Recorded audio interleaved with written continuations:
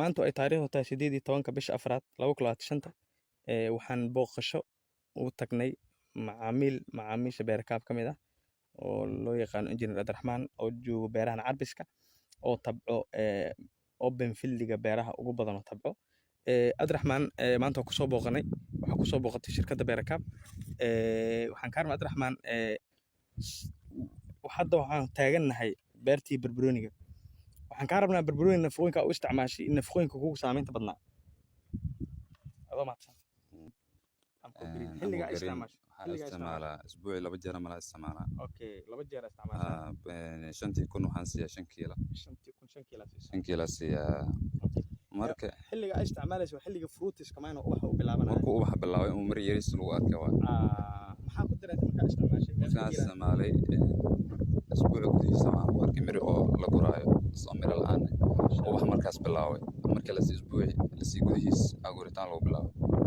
nafaqooyin badan oo isticmaashay laakiin ay badan ma wax ka tay badan oo ka dadis badan ma arkin Abdiraxmaan waxaan ku jirnaa wareyshigeeni barbarooniga taabtay waxaan ka rabnaa marka laga soo tago nafaqooyinka cudurrada barbarooniga ku dhacay daawooyinka kula tacaashay iyo cudurrada inta badan aragtay cudurraha laba nooc waaye hal nooc waxa waaye noole oo dixira waaye midka kale malabso waaye malabsadu waxa uu buufiyaa midana uu buufiyaa tan trobin top uu buufiyaa noolahana deera iska ayo buufiyaa wax kale isticmaashay wax kale aan buufiyaa mana buufiyaa beertan sida qurux badan labadan daawo bisha lagu isticmaashay okay waxa uu sheegaysaa dadka barbaroonileyda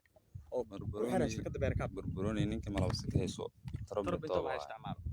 ninki wax kale dhibaya cayaan oo dhanatana ku filan deero iska isticmaalo aad u mahadsantahay Abdiraxmaan aad okay waa mahadsantahay Abdiraxmaan runtii maanta waxay ka mid tahay maalmihii oo shirkaddu ay booqasho u sameynayso macaamiisheeda si ay u korgasho una ogaato